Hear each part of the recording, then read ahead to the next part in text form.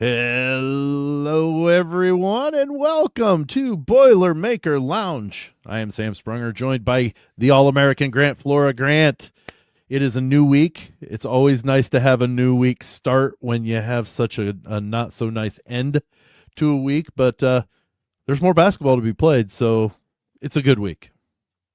Yeah, that's right. We got two pretty good games. Luckily, Purdue gets to play in Mackey two more times and give themselves a chance to reestablish what goes on in Mackey, which is that Purdue wins in Mackey instead of what we saw last weekend. So, yeah, should be a couple good opportunities for Purdue to get back on track. Well, as most of those watching / listening already are aware, Purdue's 36-game non-conference home winning streak was decimated and pummeled and just dismantled at the hands of Iowa State on Saturday, 81-58. Grant, this was a game of two halves. We've had multiple games like that, but unfortunately, it went the wrong way this time for us. To where relatively good. It was a good first half. Both teams were still. It seemed like they were both trying to feel each other out. They just weren't able to. Either team was not able to really put in a knockout punch in that first half, which honestly didn't really expect ever to have that happen until near the end of the game anyway. But that second half, Grant, my goodness gracious, Iowa State had just about everything go right, and Purdue had little to nothing go right for them in that second half. Yeah, I mean, a huge part of it was just Iowa State knocking down shot after shot and Purdue absolutely missing shot after shot.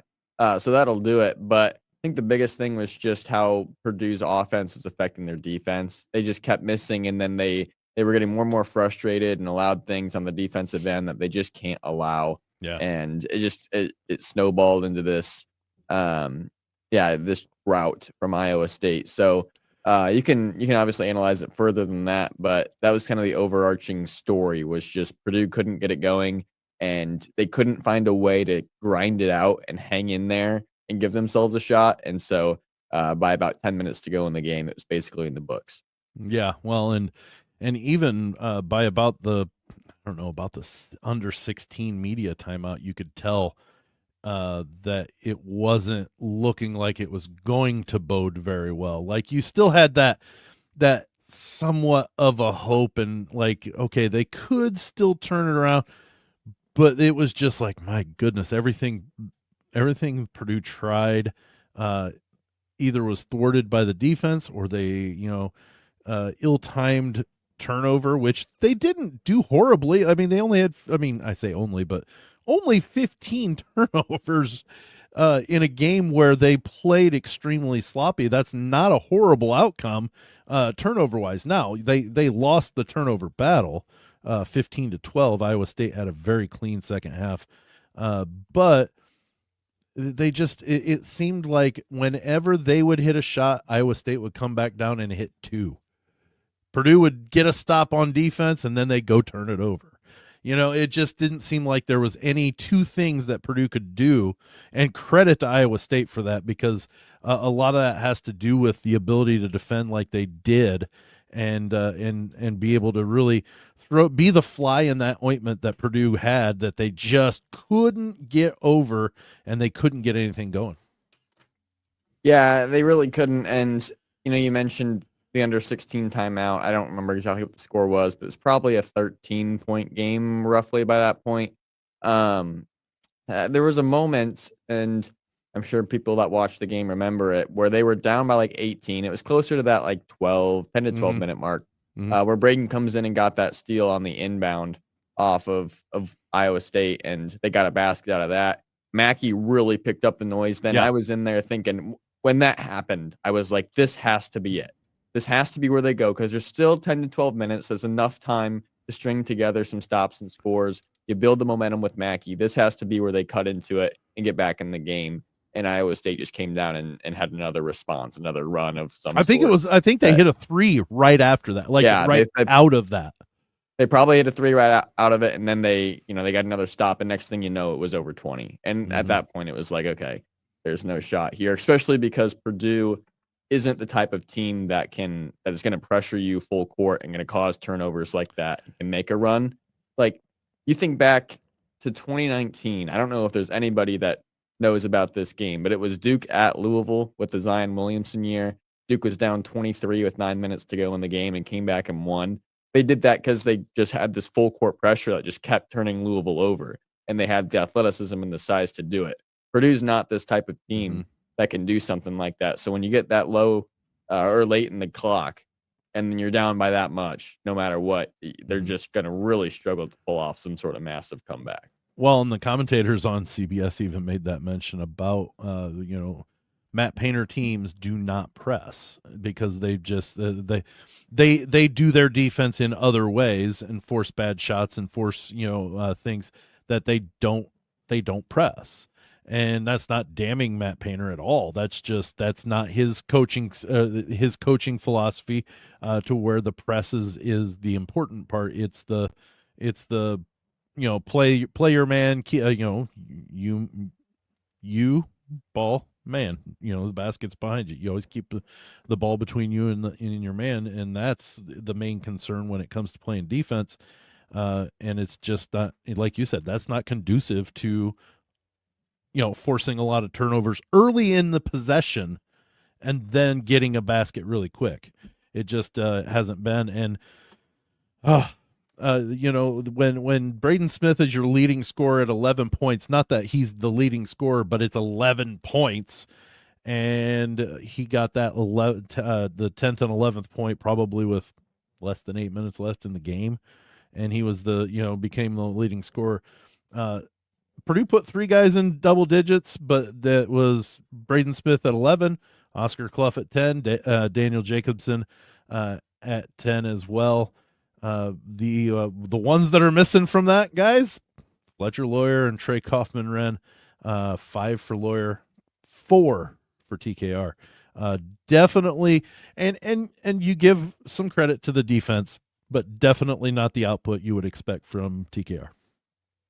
Yeah, I mean, a lot of that has to do with the Iowa State scheme on him.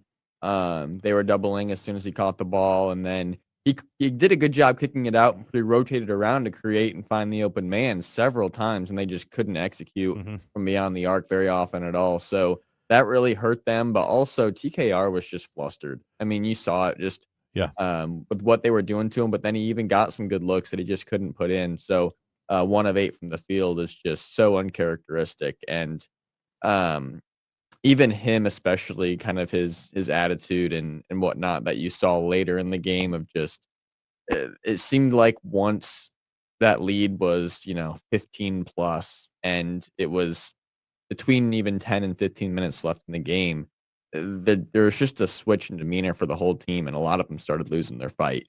And that's probably one of the most concerning parts of this game, not even the score. It's just how it happened in the second half. Yeah, we talked about this in the post game reaction on Saturday, but with that double team, that immediate double team, as soon as the ball went down into TKR, they were doubling him. He was able to find those open guys for open shots. If those fall, that changes the how they set up their Iowa State continues to play defense. They're not going to be able to if the threat's there where Lawyer isn't 1 of 5 from threes, if Braden takes a couple of more, if Harris hits 1 or 2, if these guys are hitting some of those threes, all of a sudden you can't immediately go to the double team.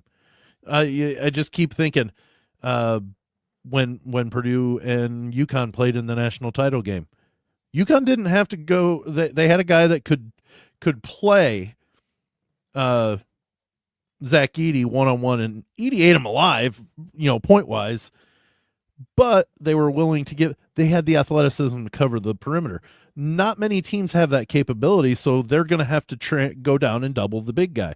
So TKR, you're going to have to double him. Well, if you've got a guy on the opposite side that's hitting his threes, you can't immediately double team. That opens up a lot of or easier shots or better shots for TKR. It just is unfortunate that a bad shooting day came against a team that could do that, and they just kept on doing it, and they were so successful.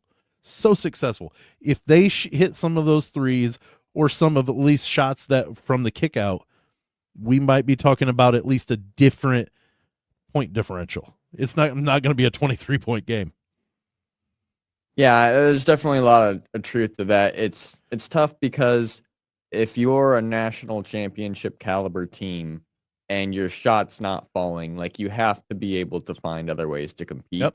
And Purdue didn't do that in this game. I think that's kind of the biggest narrative and the biggest thing moving forward that we need to see from this team. Because you're right, like we're not going to see bad shooting nights like this very often, if ever, for the rest of this season.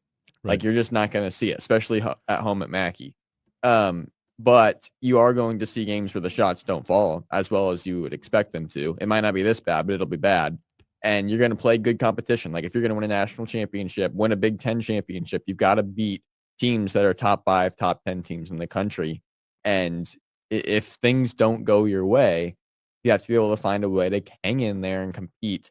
And you get that with defense. You get that with rebounding. A lot of the things Coach Painter talks about as things you can control. And Purdue didn't control the things they could control in this game.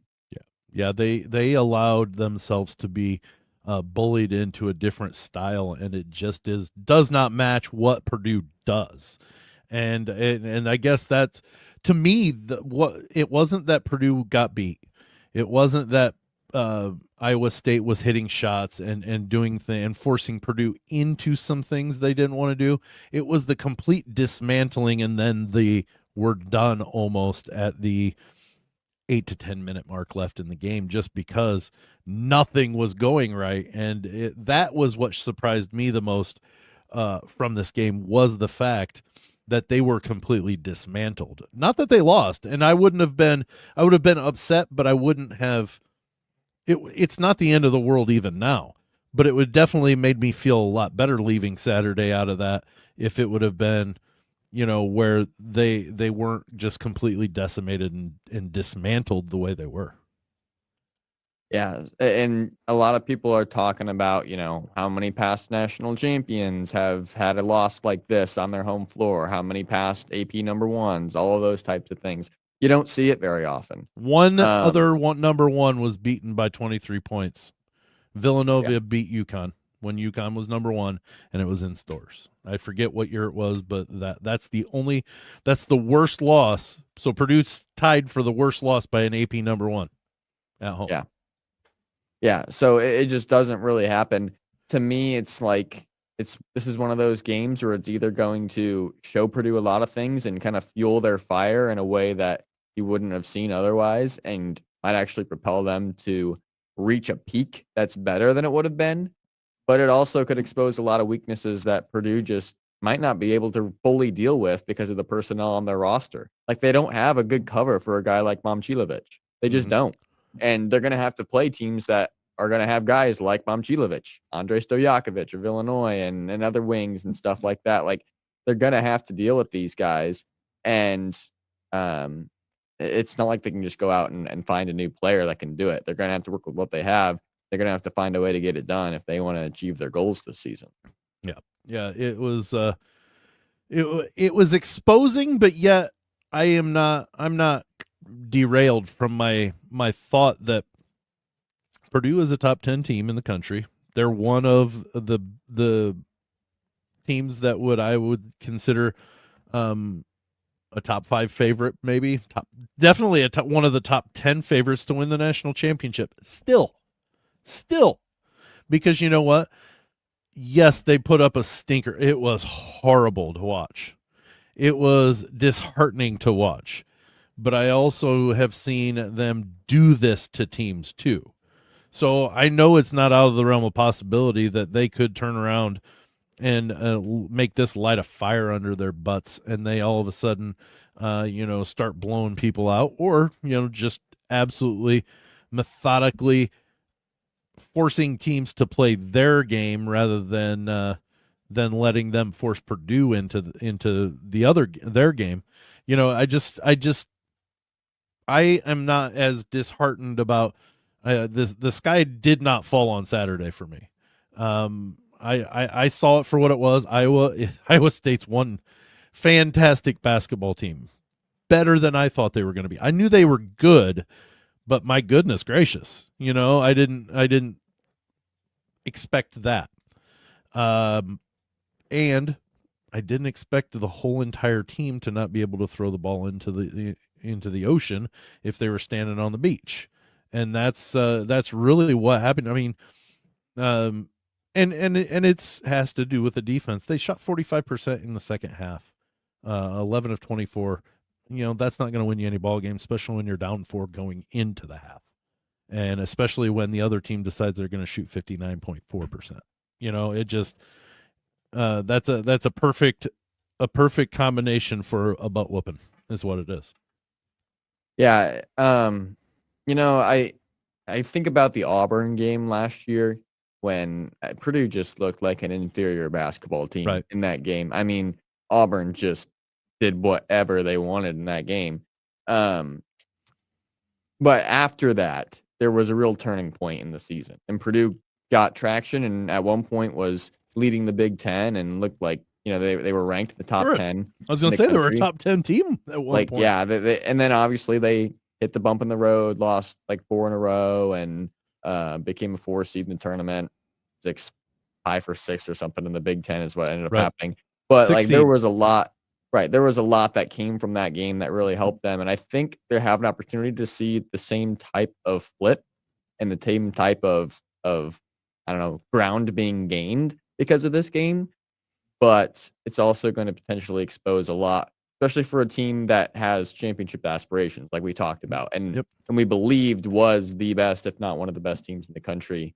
It just kind of changes the perspective a little bit. So we'll see what happens. But like you said, the sky isn't falling, but even just kind of the attitude and the lack thereof of grinding it out, kind of probably the biggest concern for me. Mm-hmm. Well, I can tell you, we will forget about this stinker if when Michigan comes into town, they beat them by 25. That's right. I mean, it really is. And I'm not saying that to be funny, because that's what happened last year when they came into town. I'm serious. The next big team that Purdue plays, if they wax them, we're gonna remember that this game happened, but we're not gonna go, oh my goodness, what is this is the end of the world for some of us. We're going to say, there it is. That's the team we thought we would expect to see. Or at least there's the team with the fire that we expect to see game in and game out. But definitely, I'm glad that one's behind us, at least for now. I sure hope there aren't any more of those in store for us going forward. I know there will be losses, except for 39-1 is a pretty good record for the season. But no, I'm sure there will be more losses. But I'm hoping this is the anomaly that's just that data point that's so far out of whack compared to the rest of what goes on in this season that Purdue or the people will go, what was that all about? Because this sure doesn't look like that team. You know what I mean? That's what my hope is for this last Saturday is it's in the rearview mirror, and we're going to make sure that we don't have to visit that anymore, and we'll put a stomp on anybody about that. So that's my hope, Grant. That's my hope. Right. Yeah, I would hope so too. Yeah, that would. We're in a rough spot if we see something like this again. Well. The nice thing is, and I said this during the during the post game too on Saturday, I'm God be with the Minnesota Golden Gophers on Wednesday when they come into Mackey. It's after that at home, after just that performance, I don't know that I would be stunned to see Purdue play any other way than with their hair on fire. Yeah, I mean, if you're like we said, if you're a championship level team, that's the response that you have to see, and it can't just be one game either. But no, this better not be a game. It just better not be. Right. especially knowing this team beat Indiana. Like, Yeah. okay, let's go take them to the woodshed here, and let's make Indiana look like they're terrible because they couldn't beat a team that Purdue ends up beating by 30 or 40. That's kind of what I'm expecting here. I'm not saying that I think Purdue, like for Minnesota to not be any closer than 30 points would be like, unexpected or anything, but like I think Purdue, that's the mindset, is every play in this game is going to matter, and we're going to play every individual play intentionally, and like we need to perfect it because we just kind of just got exposed as far as where we are currently, and where we are currently is not where we're supposed to be. So Right. all that to say, like, yeah, that should absolutely be the expectation, and the bar for this game is to come out here and make a statement in response. Yeah, I totally agree that the expectation should be a heck of a lot. Now I expect a 25 to 30 point win. Uh, because that is what we saw Saturday was not who they were at all, and yeah, you're right. This is what we should be seeing. So we should see a Purdue team on Wednesday, 7 p.m. on Big Ten Network, take out a 5-4 Minnesota team that is 5-4. Like they like you mentioned they lost to, what is that? What is that South Carolina that they lost to? No, they lost San to Stanford. Francisco. Santa Clara. Okay, Santa Clara. I saw the SC and I'm like, that doesn't look like US or like South Carolina. So yeah, they lost to San Francisco by 12. They lost by 4 to Stanford, and they lost by 11 to Santa Clara before going and beating IU at home on the 3rd. This team, this shouldn't be a game. It should not be. I like Nico Medved. I do. He's a good coach, but they don't have the players that should hang around with Purdue. Yeah, Minnesota is really interesting to me. Part of me thinks they're a team that maybe plays to the level of their competition, just because like they lost by Santa Clara and San Francisco, and they shouldn't have. They played Stanford tough, but they still lost. When they go play IU, who they know is a solid team, they were undefeated at the time, ranked in the top 25, and they come out and find a way to win the game. There's not really enough data to know that for sure, I don't think, but I wouldn't be surprised if that's the kind of team they end up being. They're also not deep at all, like really not deep. They played 8 guys against Indiana, and they're 6 through 8 combined for 21 minutes, 1 point. Didn't even attempt a field goal. That 1 point came on a free throw. Combined like 5 rebounds. They have no depth. So it's their starting 5. Right. They're the what they call the Maryland 5, the Crab 5 or something last year, or whatever it was, or 2 years ago. Yeah, that's what we're looking at here with Minnesota, except they're not nearly as good as those 5 from Maryland were. Well, however, and to Minnesota's credit, they were at home when they played IU. Right. That definitely is helpful. Although I watched some tape in that game and didn't look like it was a monster environment, to be honest with you. Not like what you see at some Big Ten venues, but still being at home is helpful in a lot of ways. From the general season statistics standpoint, Cade Tyson looks like the heavy. He's going to carry this team in most games and averages 21.8 points a game. The next guy is at 12. He's clearly the guy. But when you look at the statistics from the Indiana game, which I think we can all agree is their best game so far this season, that's their right. Their mark, their win so far. They had 5. Their starting 5 all scored between 11 and 17 points, so they had a lot more balance. Tyson and Langston Reynolds both had 17, and they basically had 5 guys that could hurt you. And I think that's the formula for this Minnesota team going forward. So if you're Purdue, I think you have to find ways to make sure that the collective 5 from Minnesota struggle. Like if Cade Tyson has a good game, but everybody else struggles, I think Purdue blows them out. If they have 5 guys that score in the double figure range, then Minnesota maybe hangs around more than what we'd like. Yeah. Yeah, I don't disagree. That's one of the, and that kind of makes sense that if all five of them are sharing the ball well and they're scoring pretty evenly, that means the defense isn't probably disrupting the apple cart enough, basically, to make one of them struggle or two of them struggle.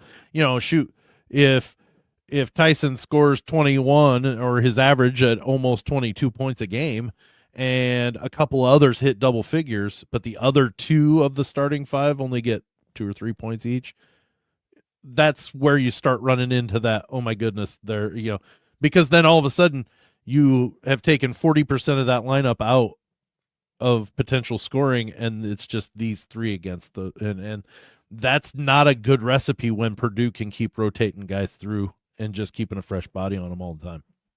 Yeah, fatigue will be interesting in this game. Like we said, the starting five kind of carried. Really, four of the guys played 37 minutes or more. Like, it was Jeez. Jalen Crocker Johnson that came out for 15 minutes because he played 25, and Turner, Grove, and Pinholster kind of shared those minutes. Everybody else played basically the entire game. So fatigue, especially when you're playing in Mackey with that crowd, like that's gonna not just be physically tiring, but also mentally going to be a lot of strain. So how do they handle that? It will be. The other thing for Minnesota though is they have not played since that Indiana game, and that Indiana game was it The was last third. Wednesday. So they've had basically an entire week to look ahead to Purdue. That's helpful for sure, considering Purdue, with that Iowa State game, they've probably only really been scouting, or not scouting, but they've probably only really been preparing for Minnesota for a couple days, which should be adequate, but still an advantage for the Gophers.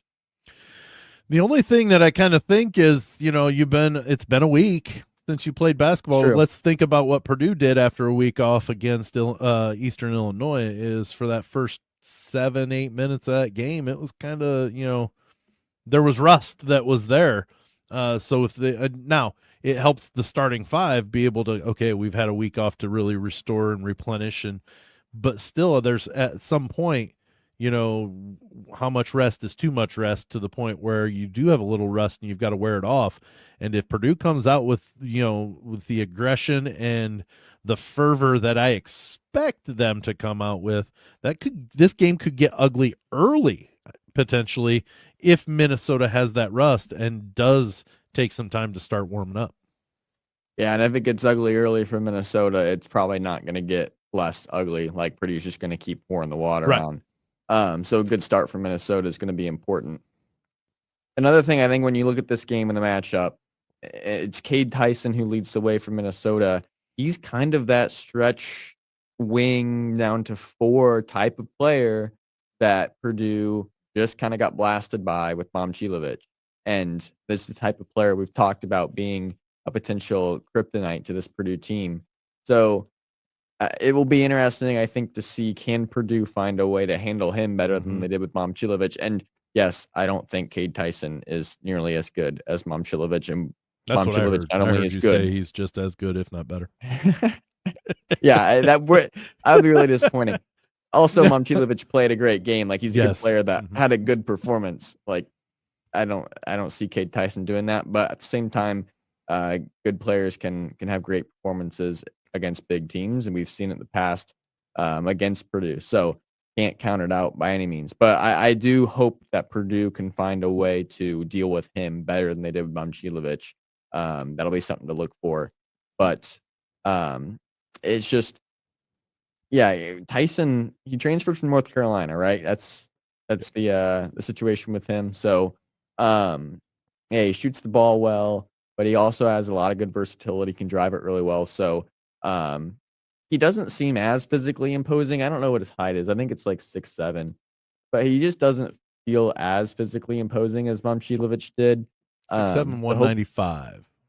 yeah, I don't know. We'll have to. I don't know. I want to hear your thoughts, Sam, on just how Purdue might guard him, who they might throw, like C.J. Cox or Trey Kaufman-Renn. But it'll be interesting to see kind of how they deal with that. I think, and let me put this in before I forget about it. The nice thing you said that Tyson is that stretch 3, potentially a 4, much like Momcilovic. And the nice thing is Purdue gets another chance to go after one of these athletic wings and try to defend them properly, and not have. I can't say this and not have any worries other than Tyson. But there's not as many threats in the Minnesota lineup as there are in Iowa State's lineup, to where, okay, if they break down and Tyson does break them down for some points, if they've done their job elsewhere, this still shouldn't be a competition. Like, they should still win this game pretty comfortably, double digits at least. But to answer your question, I still think, even though he's very undersized, I still think CJ Cox is the best option to start. Now, that's not to say that eventually, if Tyson gets it going, that you don't switch to where maybe TKR takes him for a little while to maybe try to throw that different dynamic and that length that CJ Cox just can't provide. He's not a big guy to where he can't defend like TKR, but he's going to be more pestering and more in his personal space, a heck of a lot more than what maybe TKR will, because TKR's a big presence. He's going to be a body. He's going to be bumping into him and stuff, but he's also not going to play 18 feet out and try to play, defense one-on-one like that. He's going to have help. CJ Cox, he can play that defense. So I honestly wouldn't be shocked to see Coach Painter start with CJ Cox like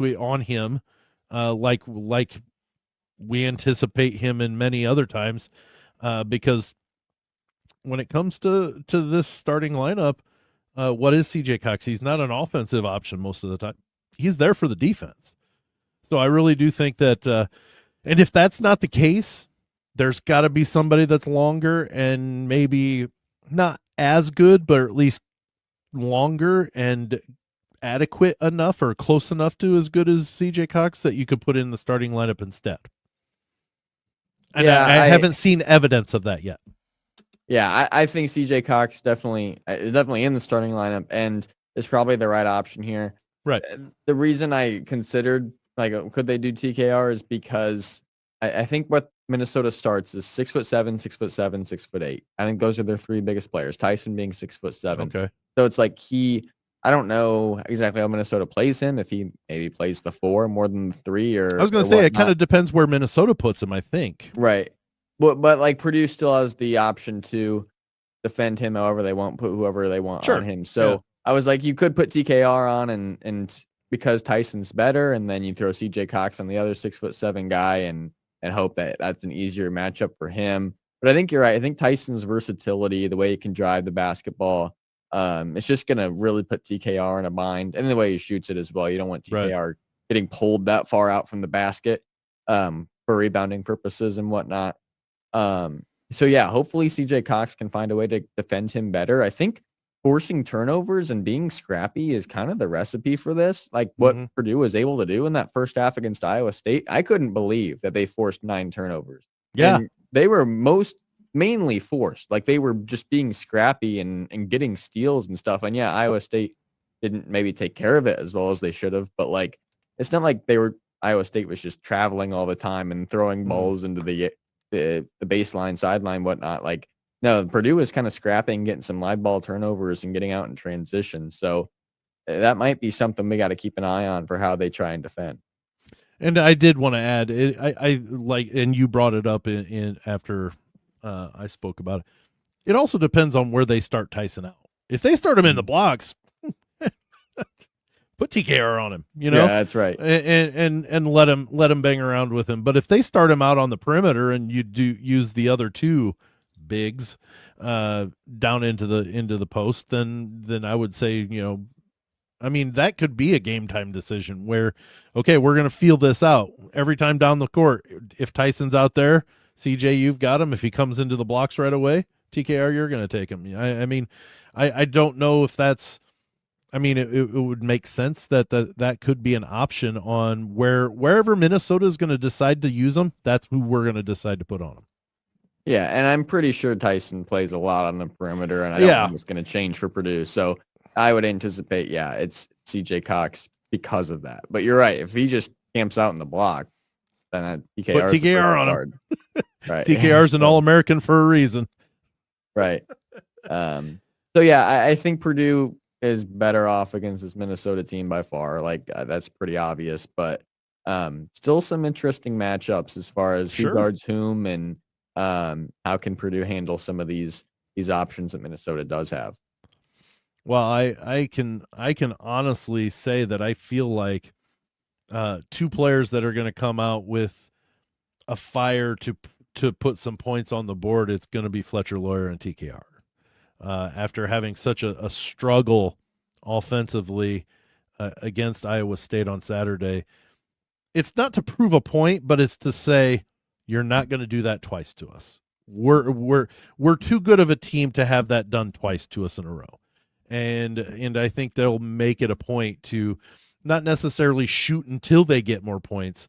I think they're going to really concentrate, and honestly, you can have a couple of bad shooting nights in a row, but this last one that they had was atrocious.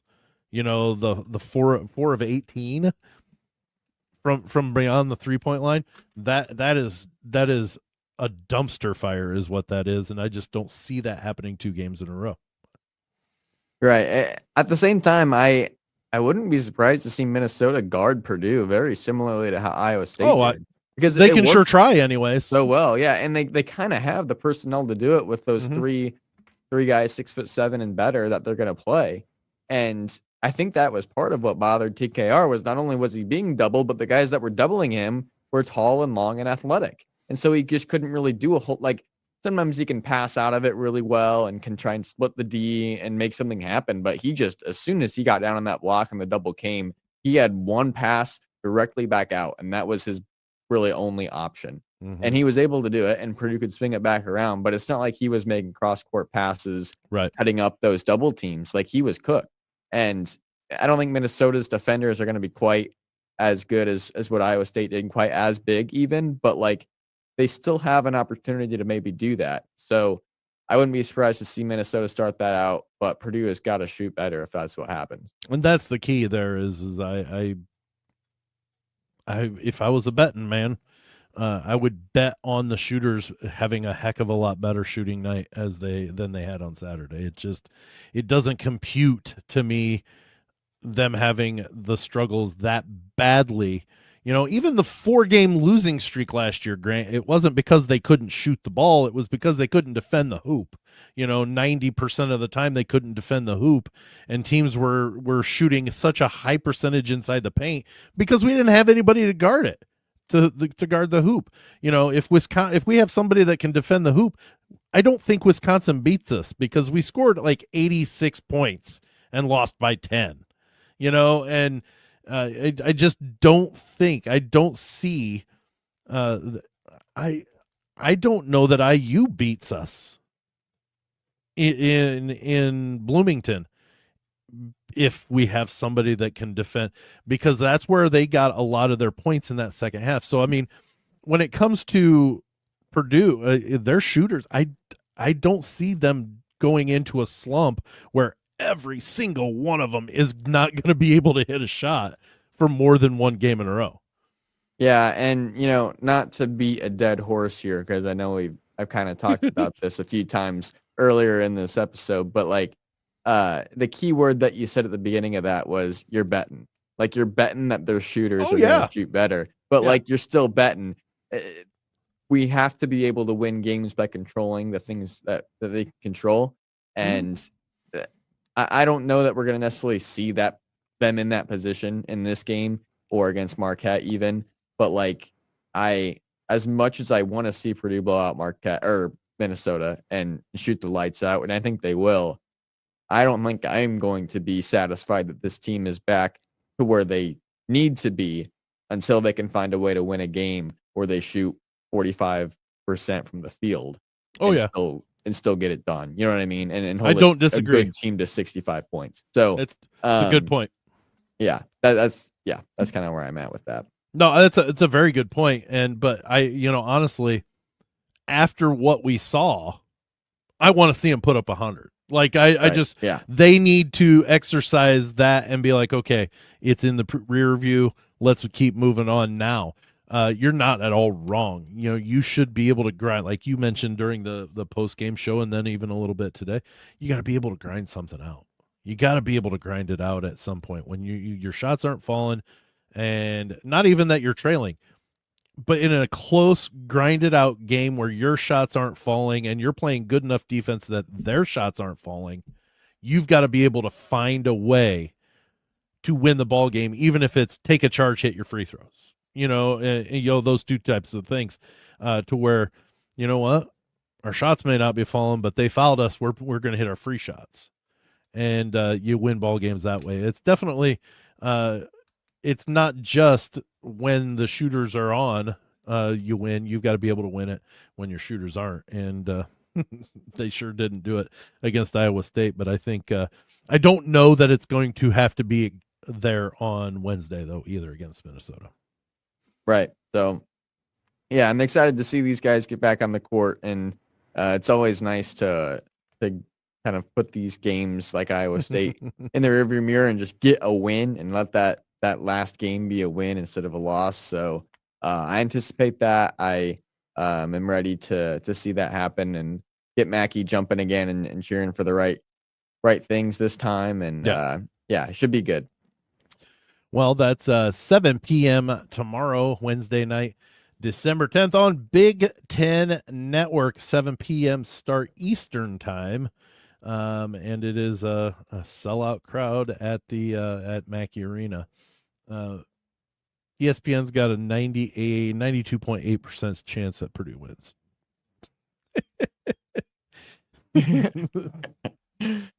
I don't know what to say about that other than I sure hope that that's correct. Yeah.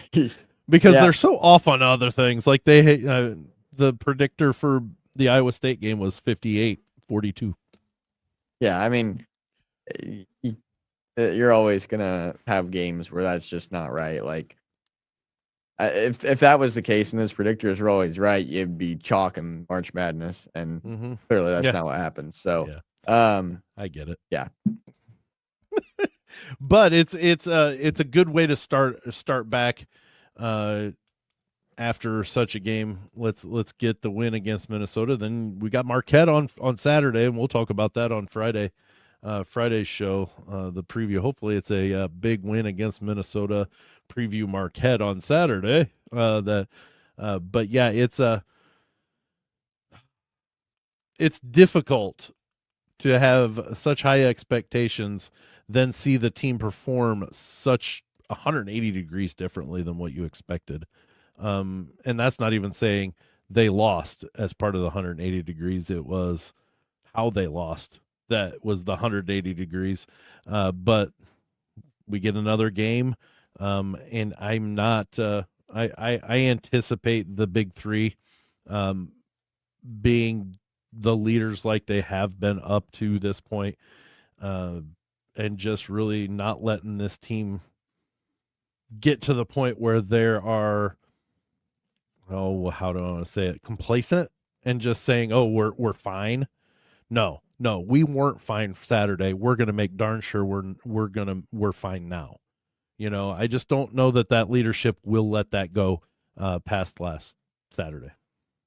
Yeah, and that's part of what was disappointing about the game on Saturday was just how do you let that happen when you have three seniors that have been in these huge moments leading your team. But these are the moments where those leaders are most important too. It's getting you back on track. I tell you what, one of the hardest parts about being at that game on Saturday was just being in the media section, watching the events unfold, and not really being able to react. I mean, are you kidding me? Yeah. That was so hard. But there were a couple of times where I just looked to my left and to my right at these guys that were beside me, and everybody was appalled. You shared looks, is what I'm guessing. Oh yeah, yep, shared some looks, and it was it was just kind of a crazy scene. Never really thought I would be in Mackey Arena and kind of witness the entire crowd leaving the arena with 6 minutes to go in the game, and not because they were up by 30. That was pretty wild. Well, I don't anticipate personally that happens much more, if at all, at Mackey, especially. Um, Certainly, there are some opponents that could do it to them. Absolutely, there are some opponents that could do that to Purdue. I just don't anticipate the effort to not be there in the same vein as it was on Saturday. The effort was here in the first half and way down here in the second half, and you would think that they would have ratcheted it up to go even further, and it just didn't take place. And that's the disappointment in the game Saturday, not the fact that they lost. Personally, I really am I'm not, so I know I've said it over and over, 40-0, 40-0. I'm joking. If you don't realize that, I know there are going to be losses, and because every team has a bad day and does hit a team that's playing very well. Just not often do they cross paths at the same time, and that's what we ran into on Saturday. And that's not the only reason Purdue got beat by 23, but that's a big reason in my thought. Is Iowa State's stayed hot. Purdue wasn't, and they had a bad day, and Iowa State forced them into a lot of things they didn't want to do, and it turned out to be tied for the worst loss in the history of basketball, where the number one loses at home. Yeah. So concerns for sure, but let's not forget it's still December. Yeah, right. Or 4 months until the NCAA tournament starts. That's a lot of time. 4 months is a very, very long time. So yes, Purdue will not be the same team come March as what they are right now. That can't be the case when you have 4 months between now and then. It's just, why are they different? How are they different? And are they in a position to win a national championship at that point in time? Do you anticipate? I'm not asking you this. This is the rhetorical question. Do you anticipate them being better in March, or do you think this is the turning point? This is that point where they could be way better, or they could fall off the face of the planet. I think they're going to go more towards the prior and not the latter. But anything can happen, I guess. So, but I digress. So. All right. Wednesday, 7:00 p.m. Eastern, Big Ten Network. Minnesota visits Mackey Arena, so the Boilermakers can hopefully get better and back on track, so to speak, to get back into the groove of being one of the most feared offenses, maybe. I don't know if people fear them or not. But they should, because they can. When they're hitting everybody, they can put up a lot of points. So, but here it's the turning point, and what can you say? But all right, well, Grant, that one's done. We don't have to talk about Iowa State again until tournament time, if we see them again. And now it's Minnesota. Move on to Minnesota, and put a hurt into them. Get going and get into finals week. That's beat Marquette and get into finals week.